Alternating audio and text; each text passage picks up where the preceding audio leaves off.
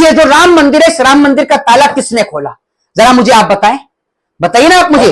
दूसरी बात ये कि जो आप राम मंदिर की बात करते हैं, जिस दिन अयोध्या से भारतीय जनता पार्टी हारी, उसी दिन प्रधानमंत्री ने अपना नारा बदल दिया, खड़े होकर कहते हैं अपने कार्यालय से, जय जगन्नाथ, जय जगन्नाथ।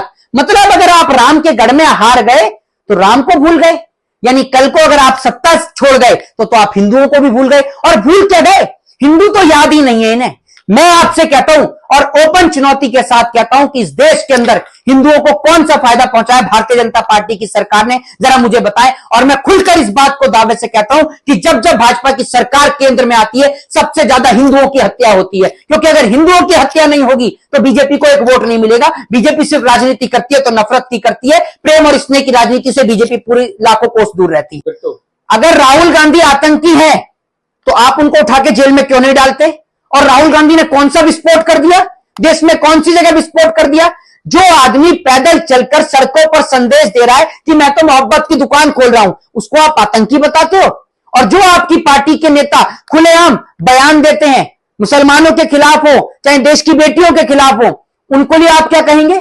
उनको आप देशभक्त बताते हैं। मोहित शर्मा जुबान काट कर लाएगा, उसको 11 लाख रुपए का इनाम मिलेगा। देखिए, आपको एक बात बता दूं, भाजपा में जो जितना लुच्चा है वो उतना उच्चा है, यानी जो जितना बड़ा जहर घोलेगा उसको उतनी बड़ी पार्टी से टिकट दी जाएगी, ये बात मैं आपको बता दूं।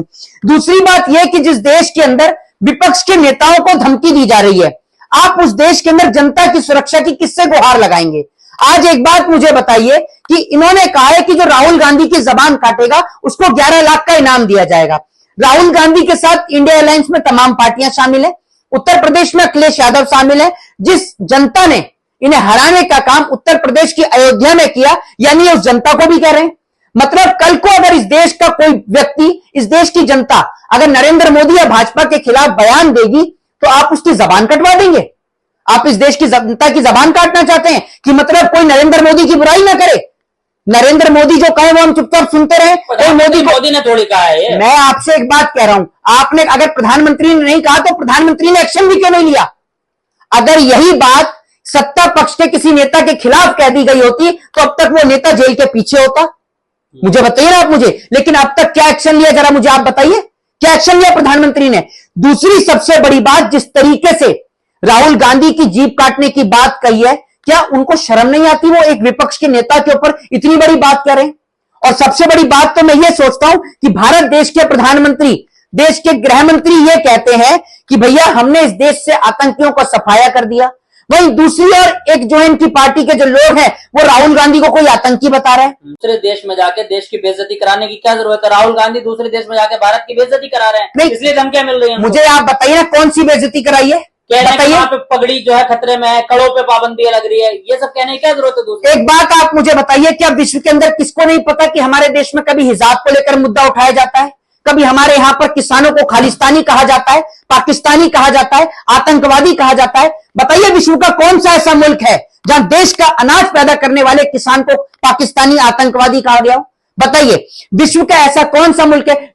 हर जगह खेती होती है, चाहे किसी भी चीज की होती हो, हर जगह किसान है।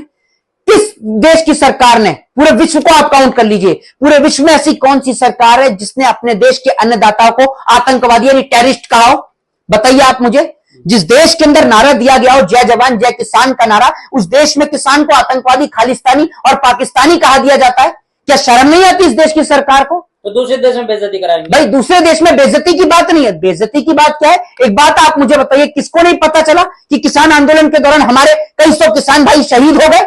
किसको नहीं पता चला? आप मुझे बताइए ना कि इस व्यक्ति को नहीं पता, सबको यह बात पता है। दूसरी सबसे बड़ी बात यह है कि आप एक बात मुझे बताइए, जब भारत देश की बेटियों के साथ बलात्कार हो रहा है तो क्या भारत देश की छवि धूमिल नहीं हो रही?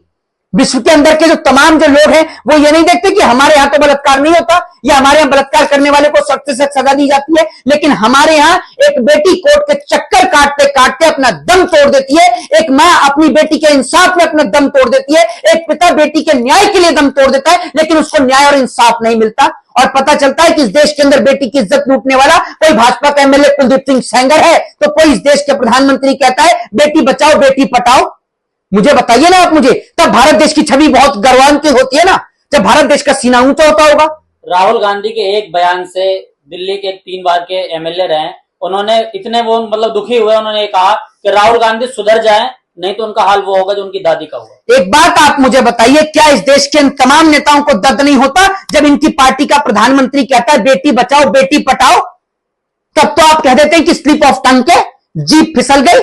मुझे बताइए ना आप मुझे, मैं यहां किसी नेता को जस्टिफाई करने की बात नहीं कर रहा हूं। मैं ये कह रहा हूं कि आज अगर कांग्रेस पार्टी है तो कांग्रेस पार्टी के साथ लाखों करोड़ों कार्यकर्ता जुड़े हुए हैं, करोड़ों कार्यकर्ता जुड़े हुए हैं। तो यानी अगर आपने जीभ काटने की बात कही है तो यह बात तो आपने उनके तमाम कार्यकर्ताओं को भी कह दी, यानी आप देश की जनता की जबान काट देंगे।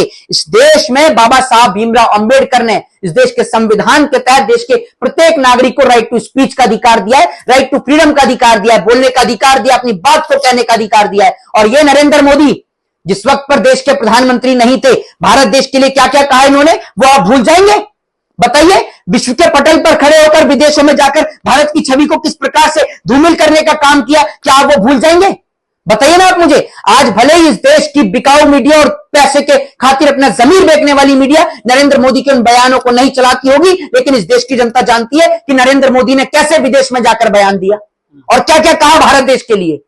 मुझे बताइए ना। इसलिए तो कहना है कि राहुल गांधी समझ जाए, नहीं तो उनकी दादी जैसा हाल होगा। एक बात आप मुझे बताइए, पहली बात आप जो ये कहते हैं कि उनकी दादी के जैसा हाल होगा, पहली बात तो ये है कि वो एक देश के अंदर एक इंसिडेंट था और इंसिडेंट के चलते देश के तमाम जो बेगुनाह लोग हैं उनकी भी जान गई। तो आप जो इस इंसिडेंट की बात करते हैं, दूसरी सबसे बड़ी बात मैं आपको बता दूं, उनके उनके पिताजी राजीव गांधी किस तरीके से बम के द्वारा उनको उड़ा दिया गया। आज आप भले ही राहुल गांधी को हजारों लाखों गालियां दे दें, मैं आपसे पूछना चाहता हूं कौन से नेता का बेटा है, बताइए मुझे। अमित शाह के बेटे जय शाह में दम है कि कश्मीर से कन्याकुमारी तक पैदल पदयात्रा कर ले? जिनके पिता, आप एक बात ये सोचिए, जिसकी दादी इस देश के लिए शहीद हो गई हो, जिसके पिता इस देश के लिए शहीद हो गए हो, उसकी मां का कलेजा कितना बड़ा होगा कि अपने इकलौते बेटे को इस देश की सेवा के लिए समर्पित कर दिया। क्या कमी है राहुल गांधी के पास? किस चीज की कमी है?